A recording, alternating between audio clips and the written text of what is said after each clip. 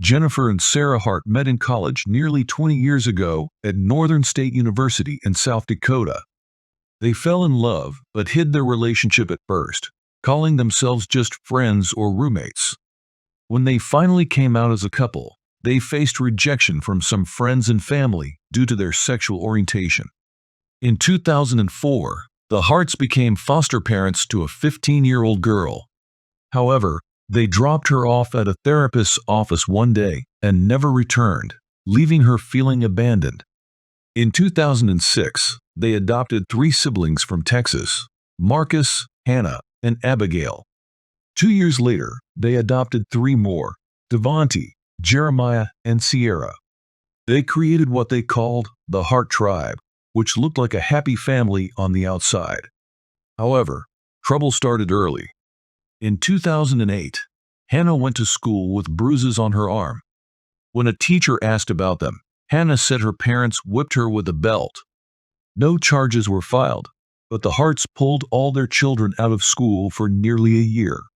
In 2010, Abigail reported that her mother had held her head underwater and hit her. The police were notified, and while they interviewed the other children, they learned that they were often punished, sometimes by being denied food. Sarah was found guilty of misdemeanor assault and sentenced to probation. After that, the Harts decided to keep the children out of school permanently, isolating them from outside help. Fearing more scrutiny, the Harts moved to West Linn, Oregon in 2013. They raised goats and chickens and attended music festivals, where they presented a cheerful image of their family. Jennifer shared many happy photos on social media, creating a facade of a perfect life. But some people noticed that the children looked underfed and seemed scared. In 2013, someone reported to Child Services that the kids acted lifeless after posing for pictures. Child welfare officials visited the family but found no signs of abuse. The children claimed they were happy and grateful. Jen argued that outsiders just didn't understand their lifestyle. The case was closed without any action.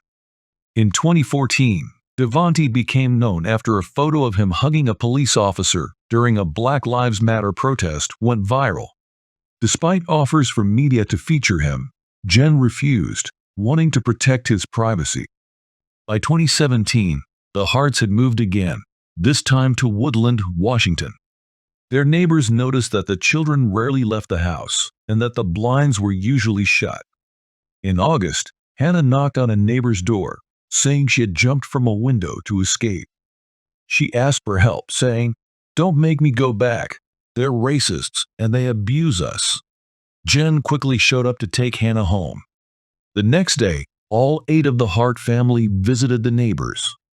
Jen explained that the children were drug babies, and when Dana DeKalb tried to speak with Hannah alone, Jen insisted they do everything together. Hannah then handed the DeKalbs a note apologizing for her earlier behavior, saying she lied for attention. Dana reported the incident, but no further action was taken.